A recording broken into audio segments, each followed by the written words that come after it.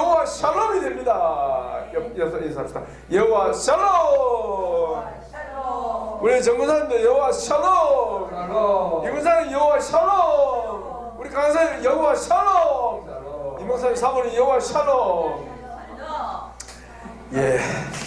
자, 우리 정근사님 나오셔서 우리 진경이 얘기하시고 다소이도 같이 얘기해서 기도 한번 하십시오.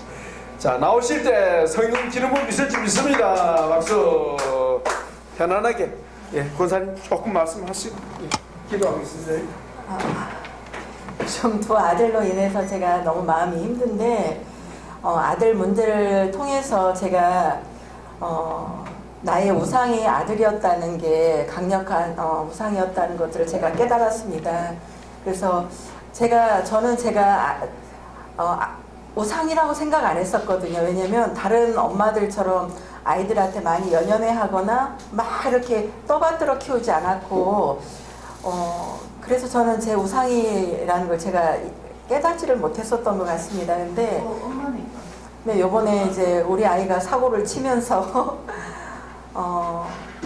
제 안에 이렇게 쪼그라들고 그 두근거리고 그게 굉장히 심했거든요. 그러면서 내 안에 우상이 제일 큰 우상이 우리 두 아들이었구나 하는 것들을 깨달아서 하나님 앞에 올려드리고 그리고 우리 진경이와 다소리를 주님께 올려드렸습니다. 우리 큰애가 이제 그 교통사고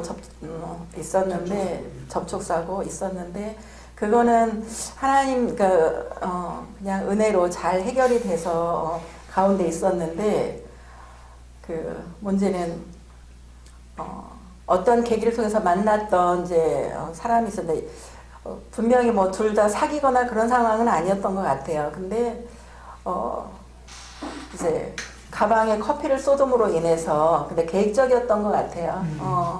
왜냐하면 우리 아이한테 가방을 들어달라고 했는데 숄더백을 그래서 지하철에서 이렇게 들고 있었는데 거기에다가 자기가 커피 들어있던 텀블러를 집어넣었는데 뚜껑이 없는 텀블러를 가방에다 집어넣고 텀블러가 있으니까 조심해라 그 얘기를 했다고 하더라고요. 근데 우리 아이가 어디에 부딪힌 적도 없고 흔들리지 않고 그냥 지하철에 서 있었는데 흐른 거예요. 쏟아진 거예요. 그래서 일부는 가방 안으로 들어가고 일부는 바깥에 바닥에 흩어지고 그러고 우리 아이 신발에 이렇게 됐더라고요. 근데 그거를 이제 빌미 삼아서 5번 만났던 이제 그 여자 아이가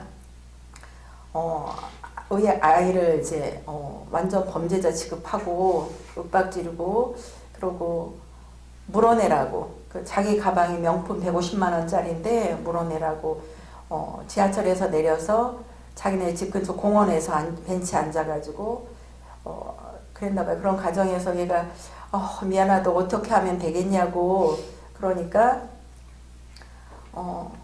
돈 갚으라고.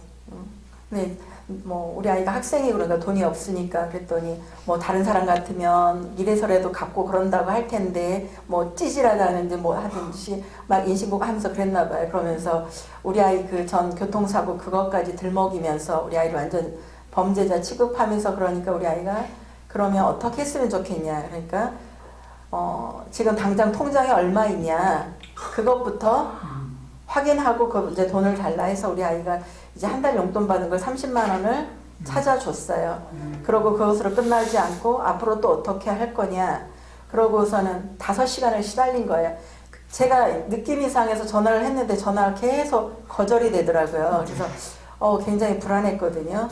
이상한 느낌이 들어서. 근데 나중에는 이제 어떻게 얘기하다가 친구들과의 대화했던 거 이게 카톡방 얘기 나왔는데 우리 아이의 핸드폰을 뺏어서 카톡을 보다가 자기 내용이 들어간 게 있었거든요.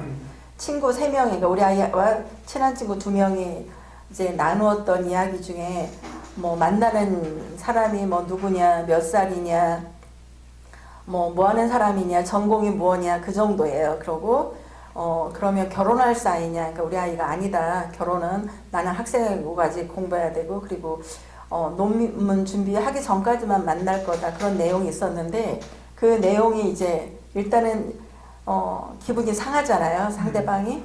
그러니까 그것이 빌미가 돼서 자기 허락도 없이 자기 그 사진과 자기 얘기를 친구들 사이에서 이제 했다 해서 이거를 신상정보 유출과 명예훼손으로 고소하겠다 해가지고, 그리고 굉장히 센 사람이더라고요. 저랑도 통화를 해봤는데, 그러다 보니까 우리 아이가 일단 교통사고 그 건이 아직 해결이 안 된 상태잖아요. 그런 상태에서 이제 이게 완전히 아직 이제 넘어가지 않은 상태거든요. 지금 가정이었거든요. 그 시기에는. 그게 아직도 굉장히 트라우마로 남아있는 애한테 윽박지. 그러니까 그럼 어떻게 했으면 좋겠냐 그러면서 돈을 갚으라고 그랬나 봐요, 걔가. 그러면서 그러니까 가방 거는 이제 그것으로 끝나고, 그러고 이제 그 신상 정보 유출 그거 하고 명예훼손 그거로 해서 200만 원을 내일 7시까지 가져와라 이렇게 얘기가 됐는데, 저희 아이가 그때는 애가 너무 화를 내고 그러니까 저도 좀 미안하니까 알았다고 이제 갚겠다고 했는데, 우리 아이는 몰랐는데 우리 아이를 말하게 해놓고 녹음을 했나 봐요. 녹음을 했다고 그러더라고요, 자기가. 예. 그러고 2시쯤 전화가 왔어요. 지금 택시 타고 가는데 엄마 돈이 없어. 그래가지고 얼마가 나올지 몰라가지고 제가 남편 지갑에서 돈을 꺼내가지고 나가서 기다렸다가 이제 돈을 주고 얘기를 들어보니까 그런 이야기예요. 그래서 그때는 일단 우리 아이가 너무 놀라서 그래 알았다고, 엄마가 어떻게 해서든지 해결해 줄 테니까 일단은 하고 들어갔는데, 그 다음날 아침에 저희 아이도 그렇고 저도 생각해 보니까 이게 큰 죄라는 생각이 안 드는 거예요. 그래서 그럼 일단 경찰서 가서 한번 상담을 받아보자. 그래서 민원실 가서 수사 담당하시는 분하고도 상담을 했고, 그 사이버 형사들하고도 이렇게 상담을 했는데 접수조차도 안 되는 내용이라고 하더라고요. 그런 것들이. 그러고서 오히려 이제 형사가 나가지 말고 돈도 주지 말고 만약에 전화 오면 녹음을 해라. 만약에 협박을 하면. 근데 이제 약속 시간 지나니까 전화가 왔어요. 그러면서 너 왜 안 나왔냐? 그러면서 우리 아이가 미안한데 내가 아파서 못 나갔다. 그러면서 내가 너 이럴 줄 알았다. 네가 이렇게 만약에 하면 내가 어떻게 할 거라고 미리 말하지 않았냐. 그러면서 내가 녹음을 했다. 네가 그날 했던 말들을 녹음을 했다. 그러면서 이제 니네 엄마 바꾸라고 하더라고요. 엄마 바꾸라고. 그래서 이제 제가 받으니까 진경이가 어떤 뭐 순진하고 그런 아들인 줄 아시죠? 그러면서 저희 아이들을 막 이제 그렇게 하더라고요. 근데 가방에 대해서 미안한데 30만 원 주지 않았냐 그랬더니 안 받았다고 처음에 딱 떼더니 다른 말로 돌리더라고요. 그러면서 이제 신상 정보 뭐 그런 거에서 제가 진경이가 어떻게 하겠다고 했냐고 물어보니까 그걸 왜 나한테 물으시냐고, 진경이한테 물어보라고 그러고, 자기가 진경이한테 했던 협박들은 다 말하지 않고, 그러니까 녹음될 수도 있다는 걸 미리 계획하고, 그냥 내가 너한테 미리 하지 않았냐, 난 이미 너한테 말 다 했다, 내가 더 이상 말하지 않는다, 네가 한다고 했던 대로 해라, 이런 식으로 이렇게 몰아붙이는데 저까지 막 두려워가지고 그때부터는 네, 엄청 두려움이 올라오더라고요. 막 그러다가 이제 저희 아이랑 진경아 이거는 우리가 기도해야 될 때인 것 같다 그러면서 제가 가계 치유에 대한 것들을 얘기하면서 이 문제가 생긴 거는 네가 하나님의 사인을 이었는데 네가 그걸 깨닫지 못해서 교통사고도 났고, 두 번째가 이거다. 제가 일을 하니까 수긍을 하더라고요. 저희 아이가 그런 것 같다고. 그래서 가계치유 기도를 계속 같이 하고 있어요. 그러면서 제가 이제 느끼는 거는 저희 시댁이 굉장히 강하거든요. 물론 친정도 강한데 시댁이 이제 굉장히 강한데, 우리가 가계치유 기도를 제가 계속 하면서 흐르는 것들이 하나씩 나타나는구나 하는 생각이 들어요. 그래서 그냥 막연했던 것들이 이제 사건을 통해서 현실로 드러나는구나. 그래서 우리 가게에 흐르는 것들이 두려움과 또 음란, 또 억울하게 하는 영. 저도 억울한 일을 많이 겪어서 상처가 많았거든요. 근데 결국은 오늘 공부한 것처럼 내 속에 있는 죄라는 것, 그리고 또 거짓, 또 고소, 이런 것들이 있다는 것들을 제가 이제 깨달았어요. 그래서 기도하니까 그런 것들이 사건으로 나타나고 있구나 하는 걸 제가 느껴서 그래서 이제 그것을 예수님의 이름으로 분리하고 타파하고 보혈을 덮고 그리고 저희 아이랑 기도를 하는데 저희 아이가 이제 정신이 바짝 들었어요. 군대 이제 제대하고 나서 이렇게 교회 안에서 좀 겉도는 것들이 제가 많이 느껴졌어요. 그래서 청년부 활동도 이렇게 막 예배는 드리는데 안 하고 친구들과 축구하러 가고 저녁 예배 때는 축구하러 가고 소극적이다. 그런 식으로 그러고 제가 뭐 얘기하면 엄마는 꼭 그렇게만 말해. 엄마는 꼭 그렇게 얘기해. 뭐든지 엄마는 그런 쪽으로만 연결해서 말해. 이런 식이었거든요. 그래서 제 마음속에 조금 불안함이 있었어요. 쟤 저러면 안 되는데 그랬을 때 이제 그 교통사고 사건이 터졌고 그날도 제가 굉장히 불안했거든요. 왠지 굉장히 불안한 상태였거든요. 그래서 우리 아이한테 중간에 한번 전화도 했었고 근데 오히려 저는 그것들이 그때는 너무 힘들었는데 감사해요. 너무 감사해요. 일찍 우리 아이가 깨달아서 그것이 하나님이 저에게 어떤 징계성 경고라는 것, 돌이키기 위한 거라는 걸 제가 깨닫고 있고 그리고 요번 사건을 통해서도 힘들고 더러운 기분도 들고 그렇지만 그렇죠. 하나님이 사랑하시기 때문에 징계를 주신다는 것도 깨닫고 있고 그래서 너무 감사해요. 그래서 이것이 징계지만 하나님의 은혜고 이것을 계기를 통해서 저와 아이가 치유기도 하고 기도하고 있고 저는 또 이것을 통해서 사실은 처음에는 못 먹고 안 먹히고 잠을 못 잤는데 그래서 성경을 읽기 시작했어요. 그 시간에 잠에 깨서 2시에 깨가지고 성경 읽고 그러면서 그렇지 않으니까 그 아이한테 제가 말려들더라고요. 제가 눌리는 게 제가 느껴져서 성경 읽으면서 제가 이제 다시 회복하고 있고 저는 저희 아이도 깨달아가고 있고 또 남편이 처음에는 남편한테 말도 못했어요. 너무 미안하더라고요. 제가 남편한테 그러니까 아직은 왜냐면 고소된 게 아니라 고소하겠다 협박하는 상황이었기 때문에 말을 못해서 혼자 가슴에 안고 있을 때는 더 이게 힘이 들었는데 제가 주일날 아침에 담임 목사님께도 이제 문자로 이제 중보기도 요청을 했고 그리고 저희 남편한테도 이제 고백을 했어요. 그랬더니 저는 반을 덜었거든요, 짐을. 그리고 저희 남편은 많이 이제 가장이니까 더 저보다 이제 무게 있게 아마 그런 올 거예요. 그래서 이제 저희 부부는 이제 서로가 지지하고 있고 서로 위로하고 그리고 남편도 이제 성경을 읽고 그리고 지난번 우리 갔다 왔을 때 자기 그 치유기도 그거 혼자 했다고 자기가 하고 있더라고요. 그래서 저희 남편이 그전에는 제가 은혜 받고 얘기하면 그대로 받아들이고 했는데 한 수년 동안은 굉장히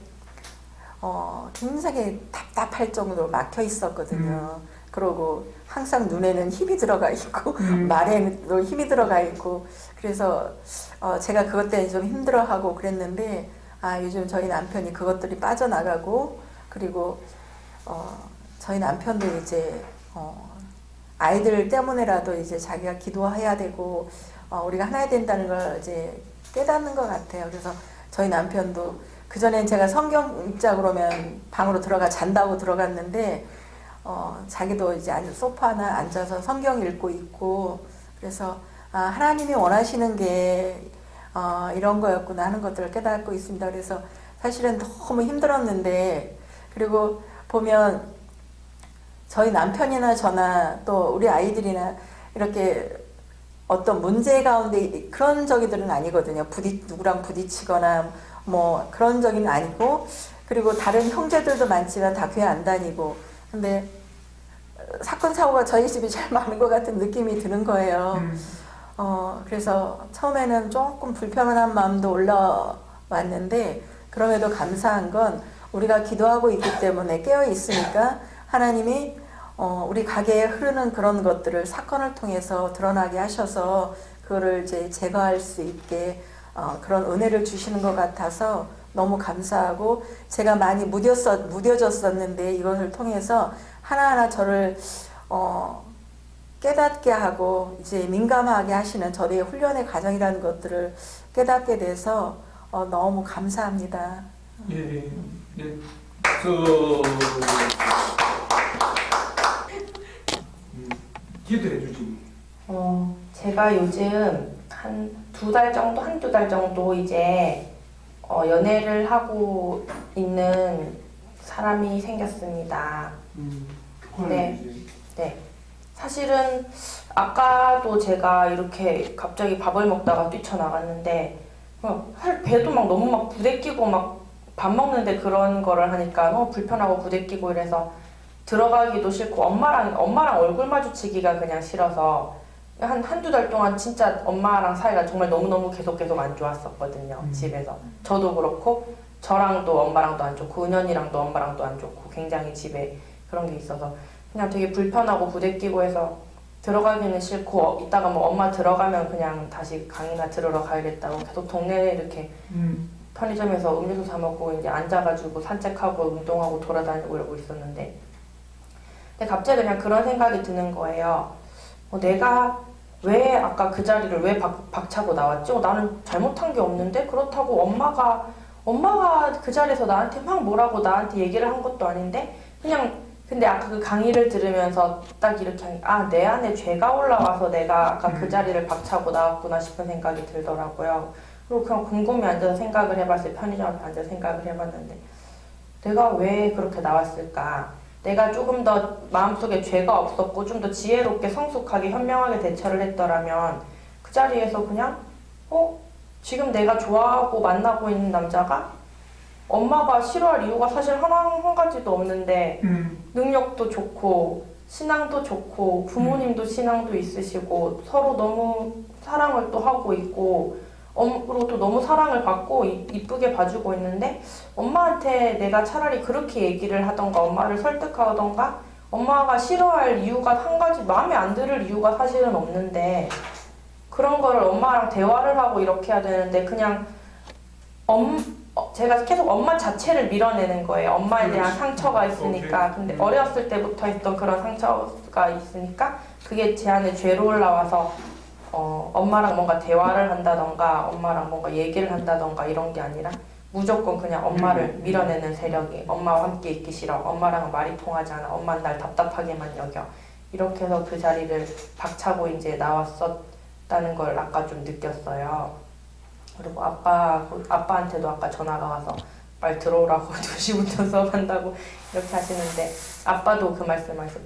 네가 그렇게 어린아이처럼 그렇게 막 나가버리고 그럴 게 아니라 엄마하고 현명하게 얘기를 하고 지혜롭게 대처를 하고 성숙하게 해야지.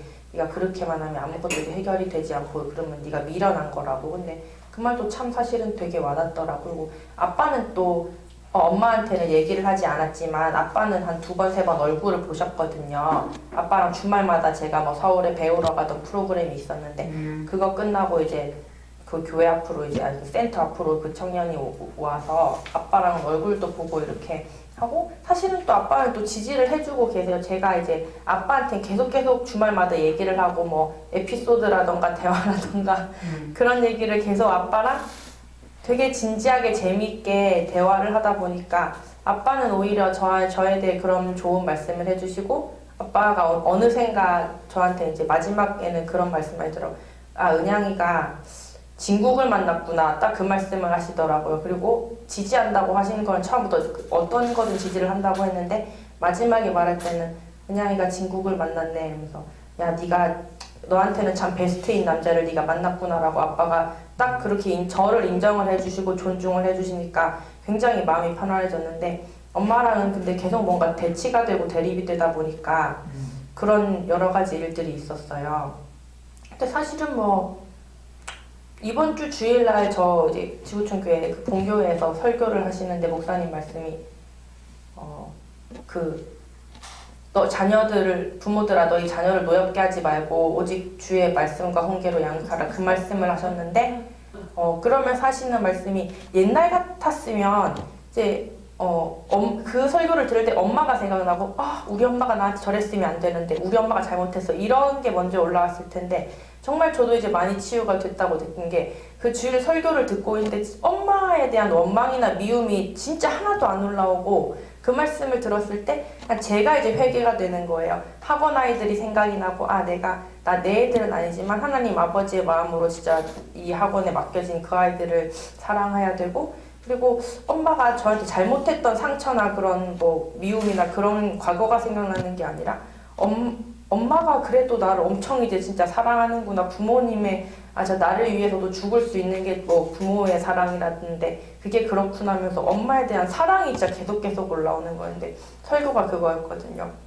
자녀들이 뭐를 잘해서 사랑하는 게 아니라 하나님 아버지의 무조건적인 사랑으로 사랑해야 되고, 그리고 자녀들이 말을 안 들을 때, 사실 지금이 딱 그 상황이에요. 엄마는 엄마의 마음과 엄마의 생각과 저랑 일치하지 않으니까 자꾸 기도를 해봐야겠다고 뭐 자꾸 그런 말씀을 하시는데, 사실 그것도 저의 생각이랑 엄마의 생각이 다른 거지. 엄마는 계속 저한테 대해서 엄마가 느끼는 거, 엄마가 내가 했으면, 자기가 했으면 좋겠는 방향으로 제가 움직이길 원하는 거, 엄마 마음에 드는 사람과 만나보길 원하는 거, 엄마의 판단이나 기준이나 계속 그런 게 들어가 있었는데 저랑 그런 게 안 맞으니까 계속 그게 대치되던 상황이었는데, 그게 엄마가 믿지가 않고 왜 엄마는 나를 왜 존중하지 않지? 나를 왜 사랑하지 않지? 엄마는 엄마 생각이 아니라 내 생각도 좀 들어줘야 텐데, 이런 마음, 이런 미움이 아니라 그래도 우리 엄마가 나를 이때껏 이렇게 사랑하고 키워주고 하셨구나. 뭔가 그런 사랑이 마음속에서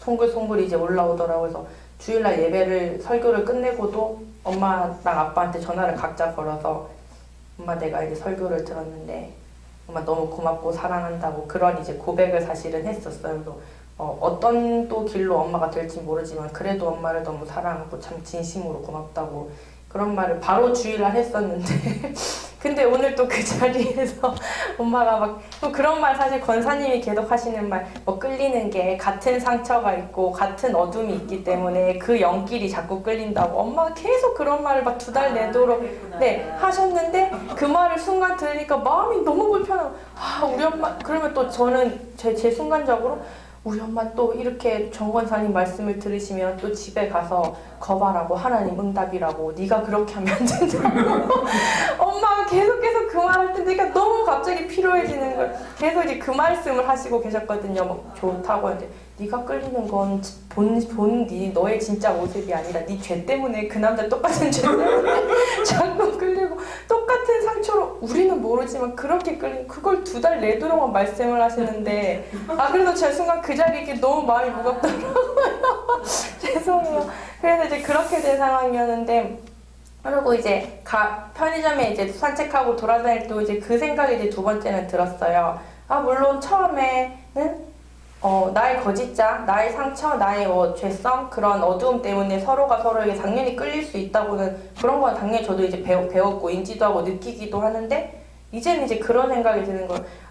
같은 상처로 끌려서 평생 그렇게 불행하게 살고 고생하면서 어른들이 먼저 겪어오셨던 그런 고통이나 지옥이라고 표현하신 뭐 그런 것들처럼 내가 그렇게 살 것 같으면 저 뭐하러 치유신학을 배우겠어요. 제가 뭐하러 치유신학을 배우고 뭐하러 하나님을 믿고 그렇게 안 변하고 똑같이 고통 속에 살고 안 변하는 상처끼리 어둡게 불행 속에 살 거면 하나님 믿을 필요도 없고 치유신학이나 뭐 붙잡을 필요도 없는데, 나는 그래도 다시 흘러내려왔던 그런 것들을 끊고 나의 상처들을 치유하고 하나님 형상 회복하고, 오빠도 마찬가지로 그러니까 나는 회복을 하고 정말 이제 하나님이 우리가 지상에서 누릴 수 있는 하나님 나라라 천국, 그 가정과 일터라고 말씀하셨잖아요. 그래서 가정을 천국같이 만들고 싶은, 그런 행복하게 치유받고 회복해서 형상을 진짜 그렇게 아름답고 행복하게 살기 위해서 치유신학도 배우고 하나님을 붙잡고 말씀만에 자꾸 머물려고 하는 거잖아, 은양아하고 제가 되게 스스로 이제 위로가 되는 거예요. 그래서 그런 말씀, 엄마가 이제 저한테 했던 말, 네가 뭐 그 남자를 뭐 하면은 뭐 똑같은 상처와 똑같은 어둠과 막 그런 죄악끼리 이끌려서 너는 뭐 고통스럽게 불행스럽게, 근데 그 말도 너무 듣기 싫은 거. 이미 그거를 전제로 한다는, 네가 그렇게 하면 넌 불행하다. 그건 하나님이 고쳐주실 수 있는 문제인데 사람이 할 게 아니고 하나님이 변화시켜 주실, 만약에 제 안에 어둠이나 죄가 있다면, 상처가 있다면 그것도 끊어주실 분도 하나님이고 가게로부터 흘러내리는 치유하실 것도 하나님인데 이제 엄마의 그래서 그런 엄마의 이런 말에도 휘둘리지 않고 아까 사모님 잠깐 해주셨던 말씀처럼 그냥 제 중심을 잘 잡고 아빠가 저한테 지지한다고 네가 이제 똑바로 바로 서면 된다라고 하신 것처럼 그냥 저는 하나님 고쳐서 다시 회복하고 아름답게 행복하게 만들어 주실 하나님을 붙잡으면서 저는 다시 일어서 보겠습니다. 감사합니다. 그분이 은양쌤도 하나님의 좀 짝지면 결혼하게 될 거고 아니면 이렇게 지금은 잘 만난 것 같지만 하나님도 어느 순간에 틀어지게 하시더라고요. 우리 아들을 보니까. 그러니까 너무 이거 아니면 뭐 아니면 도야. 이 오빠 아니면 안 돼. 이런 생각을 조금 내려놓고 그러다 보면 좀 한 발자국 뒤로 물러가게 되고 지금은 2달밖에 안 됐으니까 이제 너무 지금 좋고 막 그럴 거예요 서로. 근데 어느 정도 시간이 지나면 보여요. 보이고 이 사람이 정말 나에게 맞는 사람인가. 전번에 어디서 감정을 들었나. 근데 2년 동안 연애를 했대요. 근데 살아보니까 너무 자기하고 맞는 게 하나도 없더래요. 그러니까 연애를 할 때는 눈이 딱 가리거든요. 근데 어느 정도 시간이 지나면 보이기도 하고. 근데 그분은 이제 잘 살고 계셔요. 그럼에도 불구하고. 그러니까 어디서 감정을 들었는데 하여튼 윤아 선생님도 딱 결론 내리지 마시고 더 이렇게 좀 하나님의 관점에서 바라보시면 어느 정도 기간이 지나면 보일 거예요. 그럼 그때 한번 다시 생각해 보시고 저는 이제 딸 가진 엄마잖아요. 저는 사실 제 결혼 생활이 행복하지 않거든요. 잘 표현은 남들은 몰라요. 근데 그래서 저는 우리 딸이 나 같은 길을 안 갔으면 정말 좋겠다는 정말 그런 마음이 애절한 마음이에요. 애절하다고 표현을 해야죠. 그래서 이번에 사실 우리 사이하고 좀 문제가 있었어요. 가게에서 딸하고 둘이 관계가 아니고 일적으로 관계가 있는데 저는 너무 이제 불안한 거예요. 그게 우리 딸이 사이가 그렇게 기분이 안 좋으면 그 영향이 딸한테 갈 거고 그러면 가정에 문제가 생길 거고 그러면 저희는 나 같은 길을 가면 안 되는데 이런 염려가 너무 되는 거예요. 이거 일을 떠나서. 그러니까 아마 엄마도 그런 염려가 너무 많을 거예요. 내 딸이 정말 엄마는 내 딸이 내가 잘 살았으면 나 같은 길을 가기를 원하지만 내가 힘든 길을 걸었으면 내 딸만은 이 길을 안 갔으면 좋겠다는 그런 마음, 간절한 마음이 누구보다도 크거든요. 같은 여자이기 때문에. 그래서 엄마 마음을 조금 이해해 주시고 그냥 조금 좀 한 발짝으로 뒤로 물러나서 보셔요. 그러면은 보이게 되고 하나님이 정말 맺어준 짝이면 점점 더 좋아지게 될 거고 결혼하게 될 거라고 생각을 해요. 네. 그러면 네. 여쭤보고 저도 말씀드리고 여쭤보고 싶은 게 네. 그 엄마의 그런 마음은 당연히 이해하자면 엄마가 뭐 힘들게 뭐 다들 이제 아시는 것처럼 네. 뭐 그런 게 지내왔으니까 제가 안 그러려는 마음 당연히 이해를 하는데 네. 근데 그렇다고 제가 지금 뭐 보시면 앞으로 어떻게 될지는 아직 두달이니까 모르지만 근데 엄마가 그렇게 시름시름 마르면서 고민을 할 만큼 그렇게 수준이 없는 능력이 아닌데 오히려 뭐 제가 뭐 일반 회사원들 만나는 것보다 한 10배는 잘 먹고 잘 살 것 같은 그런 사실은 능력치에 그런데 왜 엄마가 그거를 인정을 안 하고 자꾸만 그렇게만 그거는 그렇고 사실은 이제 세상적인 관점으로 보면 다들 이제 부러워할 누가 들어도 와 진짜 시집 잘 간다 야 저 잘 먹고 잘 살겠네 뭐 저 대우받으면서 놀고 먹고 살겠구나 이렇게 사실은 말할 그런 사람인데 엄마는 왜 그런 걸 보지 않고 왜 자꾸 최악의 가정만 하는 거 아직 일어나지도 않은 왜 아니 이래 한쪽이 또 한 사람 있잖아. 아니 거기는 이제 없어요 사모님 그쪽 거기는 다 엄마는 정리죠. 그쪽을 원하잖아. 네, 자, 그 정도 하고 네. 만약에 우리 근데 이제 정선 엄마 입장에서는 이제 그분이 사업을 하잖아요. 그러니까 이제 불안한 거죠. 차라리 이 직장 생활을 했으면 엄마가 직장 생활을 하지 않는 남편을 만나서 힘들었기 때문에 그런 불안한 마음이 들었기 때문에 그런 거죠. 그래. 네. 우리 정선은 혹시 다른 말씀 계십니까?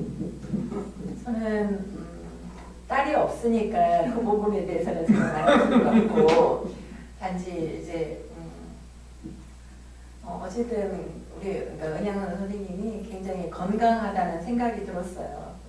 치유식이라고 배우고 있고 또 어떤 문제가 있다면 또 치유 신학에서 배운 것처럼 헤쳐나갈 수 있다 그런 것을 내가 받아들였기 때문에 생각했던 것보다 조금 더 긍정적인 마음으로 바뀌긴 했지만 그렇지만 부모의 마음은 그런 것 같아요. 우리 아이들한테도 제가 항상 염려하는 부분들 중에 부모의 눈에는 그러니까 현실적으로는 보이진 않지만 부모의 눈에는 보이는 것들이 있어요. 보이지 않지만 그러니까 그런 것들을 조금 엄마에 좀 이해를 했으면 하는 마음.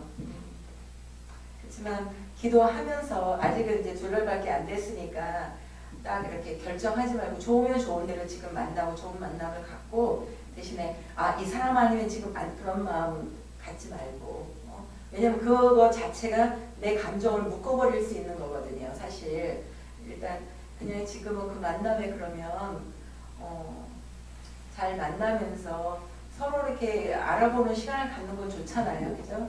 그냥 그런 시간이 됐으면 좋겠네요. 예, 그리고 기도하시면서 예, 감사합니다. 하고 싶은 말도 아닌데 아빠하고 그 만난 사람하고 성격이 뭐 어때? 어째 보여? 되게 다른데. 아빠하고 달라요? 그냥 이렇게 화가 별로 없고 이렇게 뭐 그런 거는 뭐 비슷하긴 한데 그런 약간 아빠는 이렇게 뭐라 해야 되지? 남자들이 이렇게 가정에 대한 책임감이나 자기 와이프를 이렇게 좀 고생시키지 않고 이렇게 막 해주고 싶어하는 그런 성향이 아빠는 사실은 이렇게 막 그다지 사실 없어 부족하고 그러니까 엄마가 더 이렇게 막 했는데 지금 이 저기는 그런 게 엄청 이제 생활 능력 있는 사람이 네. 그 책임, 네, 가정으로서의 그런 책임 그런 게 네. 보이고 그러면 만나면 보고 싶고 같이 있고 싶고 같이 먹고 싶고 마음 편하고 좋으면 우리 은영이 한테 좋을 것 같아요. 저는. 예, 뭐 그냥 있으면 이 목사님 말씀하시라니까 말씀하시겠어요? 예, 목사님. 이근사님 말씀대로 예, 저 목사님 잘하실 거예요.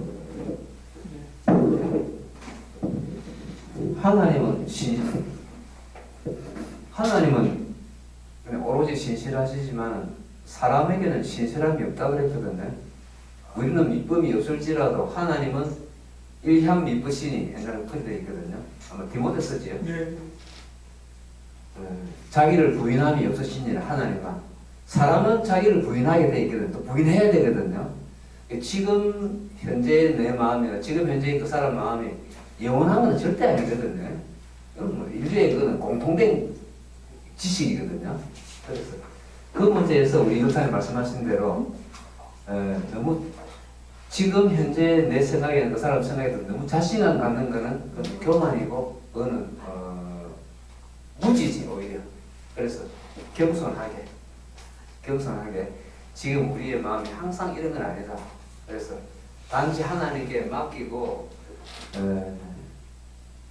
권사님 말씀대로 하나님이 맺어주시면은 맺어주는 건 하나님이 맺어주시는 거라. 하나님이 맺어주시면은 부족하고 덜 맞아도 또 맞춰서 치유처럼 맞춰서 사는 거고 그러다가 무슨 일이 있는지 몰라요. 내일은 편해질 수도 있습니다. 지금 마음하고 다르거든 내일은. 그래서 넌 거기에 대해서 열어놔야 돼. 마음은 열어. 그리고 엄마하고 부딪힐 필요가 없습니다. 네. 내일 두고 봐야 합니다. 내일 엄마 마음도 모릅니다. 그러니까 지금 다투지 마세요. 열어놓으세요. 주장도 하지 말고 필요 그냥 열어놓게 사시면 하나님 인도하시는 대로 흘러갑니다. 하나님이 이게 복된 것들 복되게 살도록 하나님 그걸로 해주시니까 편안한 마음 가지세요. 편안한 마음. 네. 하나님 기대하세요. 우리 치유 공부이기 때문에 오늘 여러분들의 어떤 어려운 상황을 나누는 거 굉장히 중요합니다. 치유는 이론이 아니고 실제가 아니에요. 그죠? 우리 강사님 먼저 조금 얘기해야 될 것 같아요. 여러 말씀해 주셨는데 결혼은 양가서 하는 거다 그러잖아요. 예, 당사자뿐만 아니라 양가가 결혼하는 거다. 그러니까 연애하고는 다르죠. 그런데 그럼에도 불구하고 성경은 결혼은 양가가 한다고 말하지 않습니다. 성경은 사람이 남자가 혹은 여자가 부모를 떠나 두 사람이 합하여 한 몸을 이룬지로다. 자, 두 사람이 자, 우리 강성희 가정이에요, 그죠? 아빠, 그죠? 아빠, 엄마, 그죠? 이런 관계 속에서 가정을 이루고 있는데, 결혼은 사실상 이게 끊어지는 겁니다. 맞죠? 이게 끊어지는 겁니다. 끊어지는 거예요. 분리. 끊어지려면 끊어져서 지금 배우자를 만나잖아요. 결혼을 하게 되면 그 배우자가 되겠는데 이렇게 만나는데 이 가정이 또 건강한 가정이 되기 위해서는 우리 강사님 어떻게 해야 되겠어요? 건강한 자아를 가진 사람으로 맞겠죠? 그럼 건강한 아내, 건강한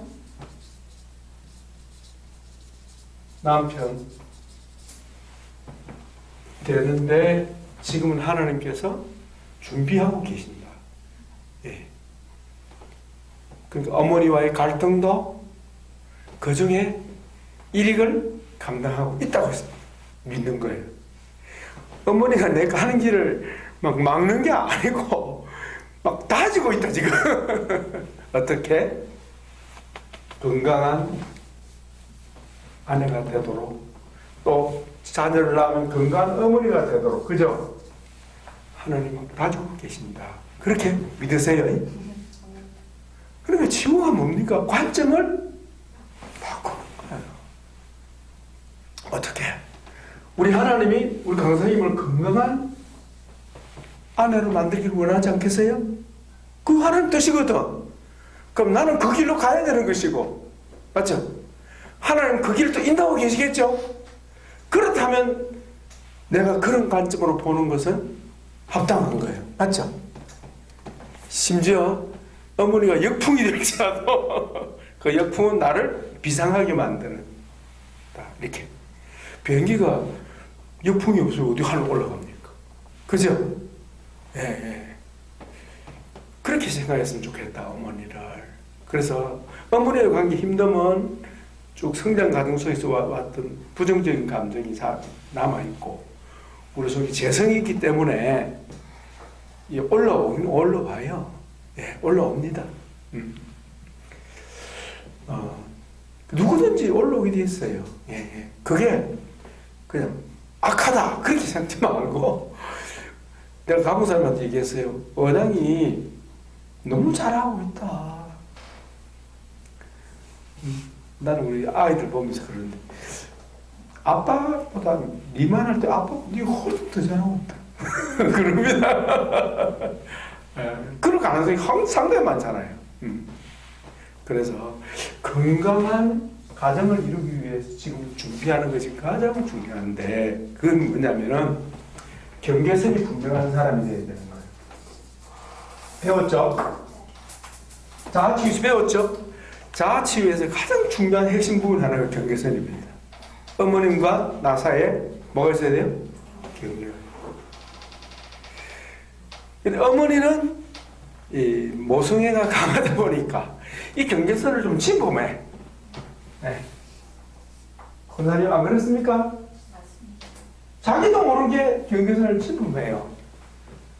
사랑의 이름으로 자식을 사랑한다는 게 침범을 해요. 그죠? 그러니까 침범할수록 강사님 어떻게 되겠어요? 아니 짜증이 나는데 침범할수록 나를 지키려고 노력을 해요. 바로 그거예요. 그게 짜증. 올라오는 짜증. 아 그거는 자꾸 죄로 고백해야 되고 중요한 거지. 그래야 자기 경계선이 분명한 사람이라야 건강한 가정을 이룰 수 있어요. 경계선이 분명하다는 것은 인격자로 선다는 걸 말해요. 그러면 남편과의 관계도 돼요? 경계선이 분명해야 되는 거지. 부부간의 경계선이 없으면 되겠습니까? 정말이에요. 성경은 분명히 경계선이 있습니다. 그 말을 우리 강쌤이 이해를 하는지 모르겠어요. 예. 그래서 그걸 지금 하나님 훈련하고 있는 거예요. 그래서 어머니가 그런 걸 보면서 다산지석으로 삼아야 되는 거예요. 앞으로 내가 결혼하면 내가 내 자녀를 어떻게 교육해야 될 것인가 반면교사로 삼으면 돼요. 그렇잖아요. 나는 뒤집어 버리는 거예요. 그래서 결혼하면 건강한 아이로 키우기 위해서는 엄마가 경계선을 엄마 싫어할 때부터 가르쳐야 돼. 그럼 벌써 자아가 형성되고 있다는 뜻이거든. 네.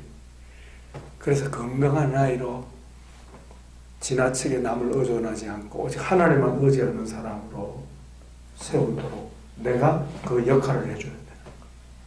그래서 엄마가 자녀의 경계선을 존중해줘야 그 자아는, 그 아이는 돼요. 인격 형성이 건강하게 자라게 되는 거예요. 무책임한 삶을 살지 않고 자기 책임을 다하는 사람이 되는 거죠. 예. 그리고 다른 사람에게 짐이 되지 않고 힘이 되는 사람이 되는 거예요. 이해하겠지? 그래서 하나님께서 그 훈련을 시키고 있다 지금 생각합니다. 예. 짜증나지만 그러나 그 부정적인 감정을 밀어내지 말고 엄마를 이해하면서 서서히 이렇게 밀어내지. 어머니가 무슨 생각해도 내가 무슨 말 해도 우리 딸 은양이는 자기 중심이 딱 서 있는 아이다. 그렇게 인정할 수 있도록. 감정적으로 이 목사님 말씀한 것처럼 막 부딪히지 말고. 그럼 상하거든. 예, 그러면 상하면 누가 틈타요? 그러지. 예. 그래서 은혜를 구할 때 어머니가 이리 오면 내가 싹 피하는 은혜다. 부딪히지 말고 살짝 피해주는 거예요. 이렇게. 예. 그렇게 하고 경계선 문제가 지금 걸리고 있어요. 그런데 만약에 어머니가 딸의 경계선을 존중한다면 전혀 문제가 안 되는 거예요. 지금. 그렇죠? 전혀 문제가 안 됩니다. 그러나 경계선이 분명하지 않기 때문에 어머니가 딸에 대한 애정이 오히려 큰 갈등을 낳고 있는 거죠. 없을 갈등을 지금 갈등하고 있는 거죠. 예. 그러나 하나님 섭리 속에 하나님은 우리 강사님을 어떻게 건강한 자아로, 건강한 아내로, 건강한 어머니로 만들고 있는 거예요 지금. 할렐루야. 예, 그렇지. 그렇게 해석을 하라. 자기 해석을. 이게 먼저 저는 떠올랐어요. 아, 건강하게. 이러면서 우리 다솔이도 마찬가지고, 예, 우리 진경이도 마찬가지예요. 예, 건강하게. 그래서 이번에 진경이 아들이 엄청 약이라. 돈으로 계산할 수 없는 약을 매차 복용. 본인도 알고 있어요. 아, 예. 이 값을 지불할 만한 그 정도까지 그냥 지불할 만한 거야 지금. 엄청난 축복이라. 이 축복이 굿사네. 제 말을 전해주세요. 네가 지금 하나님의 엄청난 축복을 받고 있고 돈으로 계산할 수 없는 이 인생의 복을 받고 있다. 정말. 진경이가 이거 이제 이 일을 진행하면서도 권사님도 진경이 경계선을 존중해 줄 수 있어요. 예. 예. 지금 다솔이가 시위하고 있잖아요. 경계선 문제거든. 근데 성격이 이렇게 내향적이다 보니까 막 굴에 들어가 버리지만 또 하나의 시위거든. 그렇죠? 너무 강력한 시. 강력한 시위. 너무 강력한.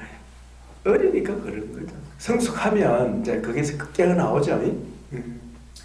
제가 엄마 쳐다도 안 보고 말도 안 하고 그러니까 저녁에 간식을 준비를 해놓고 문자로 보내요. 예. 냉장고에서 그러고 피해줘요. 예. 나와서 뭐 그 그전에는 그래. 안 먹었는데 요즘은 나와서 고기를 해놓으면 먹어요. 그래. 언양아 일컬어서 이름 뭐라는지 알아? 성숙한 어머니의 모습. 그 아들을 품어주는 그게 어머니. 응. 그 어머니가 계시는 한 그 아들은 반드시 잘 될 것입니다. 예, 성숙한 어머니의 모습이죠. 고사님 사실은 우리 하나님이 그렇게 하잖아요. 우리한테 하나님 우리 그렇게 하십니다.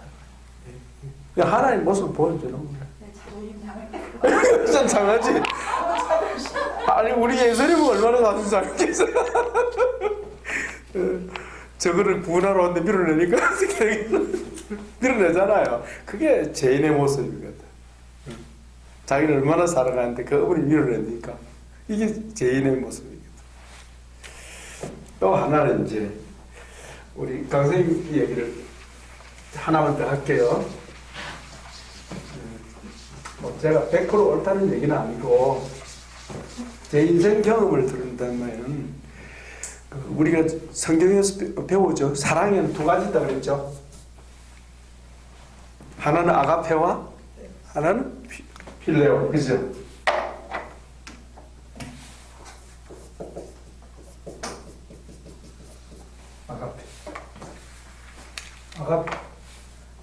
아가페와 그죠? 필레오. 그죠? 사실 필레하죠. 이 감정이고요. 이건 행동을 하는 거잖아요. 감정. 청춘 남녀는 무엇으로 출발하죠? 감정. 이 감정은 동력입니다. 이 감정이 없이 출발하면 결혼은 불행해집니다. 큰일 납니다. 감정 없이 출발하면 안 됩니다. 살아보면 아닙니다. 제 개인적이지만 살아보면 아닙니다. 살아보면 정들겠지? 아닙니다. 그래서 하나님께서 우리 아버지신데 어떻게 좋아하지 않는데 결혼시키고 싶겠어요? 어떻습니까? 그러면 예를 들어서 A라는 사람과 B라는 우리 강쌤이 A라는 합시다. 강생님하고 A라는 청년이 만나서 결혼하기 하나님 원하시면 하나님 어떻게 하겠어요?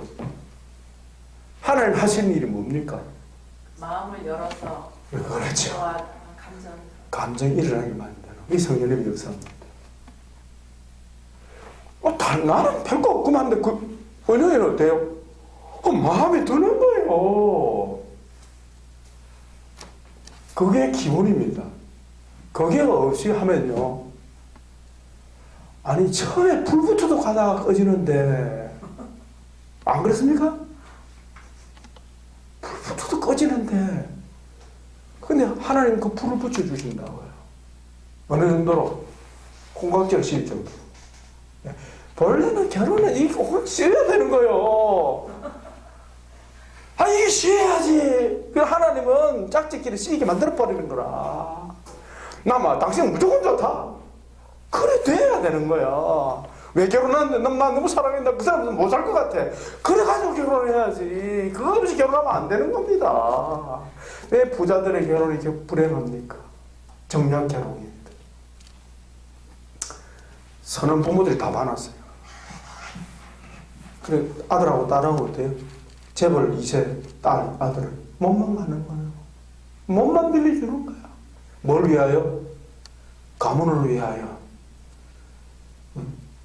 가문에 이어받는 기업을 위하여 희생당하는 거야. 그러니까 그게 어떻게 되겠습니까? 그러니까 자본적으로 세컨드를 생길 수밖에 없는 거예요. 돈은 있겠지. 그래요? 그 세컨드를 누가 만들어냅니까? 부모가 그리 만드는 거야. 너는 아무개와 결혼해야 돼? 거기 불순종하면 너는 내 아들이 아니냐? 너는 상속 없어? 이러고. 그게 재벌의 이 세대의 불행입니다. 그래서 나는 감정이 동하지 않으면 하나님 뜻이 아니라고 나는 봅니다.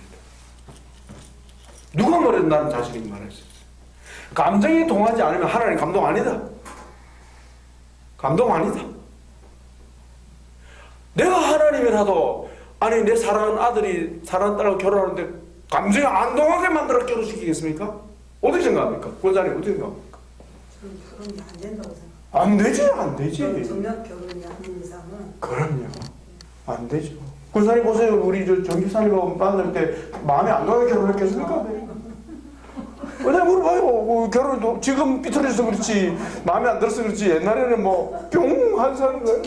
엄청 뿅했지 뭐. 부모님이 반대했어요. 아 부모님 반대 맞아.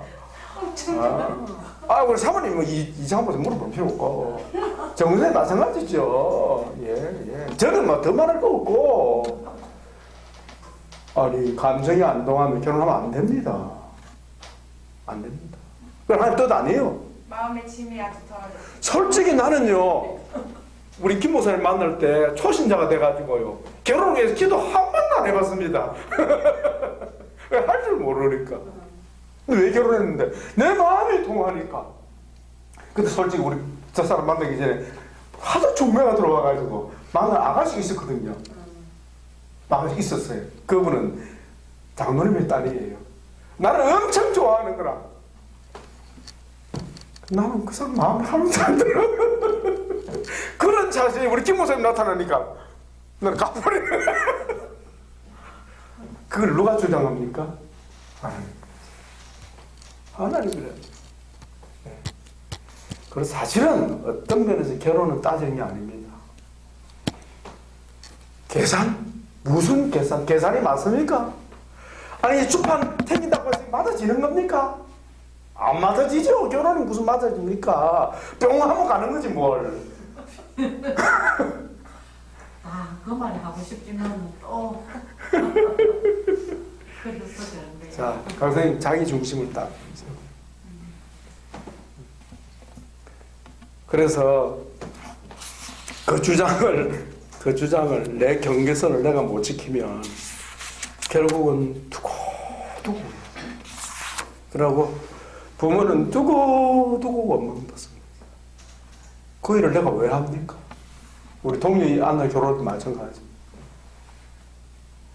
안나가 또 사람을 데려왔는데 뭐 불신자 아들이라. 안나야 니 정말 그 사람하고 결혼할 수 있겠나? 결혼하겠냐? 결혼하겠대. 좋아하냐? 좋아한다. 그 사람 나 엄청 좋아한다. 그런데 불신자인데 어떡하나? 그래도 하겠대. 그럼 아빠가 어떻게 되겠어요? 불신 결혼을 먼저 네 하지. 그때는 결혼 전에는 안 믿었습니까? 아니 사위는 믿었지. 부모님이 안 믿는 거예요. 아니 초신자를 갖다 안나가 가르치다 보니까 이 초신자가 마음에 들어가지고 난 얘하고 결혼을 이때 버렸으니까 어떻게 되겠습니까? 전혀 안 믿지. 같은 대학에서 그 같은 교회에서 그래가지고 그랬습니다. 안나야, 네 결혼에 대해서는 네가 책임지는 거다. 단 아버지는 반대다. 이런 이유 때문에 반대다. 신앙적인 가정 배경이 불신앙 가정이기 때문에 반대다. 그러나 네가 원하면 나는 찬성한다. 네. 결정은 네가 해라. 이런 문제가 있다. 네가 해라. 그래서 그런 뭐 변수가 있기는 있었습니다만 지금 잘 살고 있습니다. 뭐 이상무입니다. 우리 동료이 마찬가지. 역시 똑같은 말을 했어요. 결정은 네가 해라. 그래서 조금 마음에 안 들면 나한테 한 소리 하면 내가 한 소리 합니다. 네가 결정했잖아. 그럼 네 결정 네가 책임져야지. 그렇게 제가 말합니다. 그럼 일침이 통하겠죠. 근데 만약에 부모가 원하는 결혼하면 어떻게 돼요? 엄마 내가 그렇게 하겠다는 결혼하라고 그랬잖아. 어머 뭘 해야 돼요? 뭘 해야 돼요? 참고서 어쩌을까? 요즘 사람은 사람을 하지 않으니까 당장 결혼할 그놈은 소망없어 이런단 말이에요. 예. 거짓 귀신들 아니다. 옛날에는 그랬죠. 예. 그래서 제일 중요한 건 앞으로 우리 이 목사님 우리 이 목사님 말씀했는데 하나님이 정말 걸어가는지 내 마음이 지금 감동이 하나님의 뜻인지 하나님 따라가는 거예요. 언제까지? 청첩장 날리고 결혼 딴딴한 순간까지. 근데 결혼 딴딴하기 전에 막 안 되는 경우도 있죠. 있죠? 있을 수 있는 거예요. 난 무엇이 아니면 하나님의 뜻이 아니면 막습니다. 하나님이 무슨 방법으로 만들 막아요. 그럼 뜻이 아닌 거예요. 그러던 깨어지면 어떻게 될까? 그런 일이 없지만 이를테면 슬퍼할 거 없고 속상할 거 없고 아버지의 선한 뜻이 있는가 싶다. 우리는 어떻게 뒤집어 버리는 거예요 또. 그 주님 따라가면 최선의 힘 안 가겠습니까? 네? 그래서 하나님이 역사하실 틈은 항상 열어놓는 거예요. 주여, 저는 제 마음의 감동이 지금 이렇게 왔는데, 그래서 계속 내가 그 사람이 좋은데, 그 사람도 날 좋아하는데, 이것이 진정 아버지의 뜻이라고 하면 우리 두 사람의 마음을 어떻게 흔들리지 않도록 지켜주시고, 하나님 앞에서 만인이 모인 자리에서, 허단정이 모인 자리에서 하나님 앞에 결혼식하는 그날까지 우리 두 사람을 지켜달라. 예. 그리고 하나님의 뜻을 최고 확정한 날이 언제입니까? 결혼식 하는 날. 최고. 그때까지는 아무것도 단정하면 안 돼. 알겠죠? 왜? 법적으로 매이지 않았기 때문입니다. 매이면 안 되는 거야. 그러면 우리 강사님이 어때요? 결혼하기 전까지는 자기 경계선을 분명히 지켜야 되는 거야. 네. 경계선 싹 끊어야 돼. 너무 올라오면 밀어내야 돼. 그래서 무슨 말인지 알겠지? 이 전문의들이 이거 모르는 사람이 많아. 그러면 어때요? 내가 약점이 잡혀. 약점이 잡히면 어때요? 내가 사탄에 끌려다니는 수가 있어요. 서로의 경계선을 존중해야 돼. 언제까지? 결혼하는 그날까지. 이 선을 지키는 돼. 그래서 그런 내 마음에 확신이 있다고 하면 어머니에 대한 그런 것들에 대해서 흔들릴 필요가 없는 거야. 결국은 딸이 원하는 결혼을 하게 돼 있어요. 안 그렇겠어요? 하나님 뜻이라면. 그치? 그럼 내가 그렇게 좋아한다면 어머니 설득할 수 있어야지. 내 힘으로 안 되니까 성님 도와달라고 기도해야지. 그러나 뭐 하지 말고 부딪히지 말고. 부딪히면 상처를 남겨요. 그럼 우리 강사님 후회하는 거라. 결혼하고 난 후회하는 거라. 엄마에 대해서. 늘 미안한 것 같게 되는 거야. 미안한 일 하면 안 되는 거지. 살짝 피하고, 그리고 사랑 표현하고. 그러니까 결혼 문제에 관하여 엄마하고 뜻이 다를 뿐이지. 난 어머니 사랑합니다. 이게 있어야 되는 거야. 그래 안 그래요? 계속 그거 하세요. 계속 표현하세요. 엄마하고 나하고는 한 편입니다. 그렇게 계속 보여줘야 돼. 결혼은 내가 하는 거니까. 자기가 하는 거지. 엄마가 하는 게 아니거든. 그럼 엄마는 뭐냐? 돕는 자일 뿐이지 뭐. 돕는 자. 그렇게 하시고. 그 정도면 되겠어요?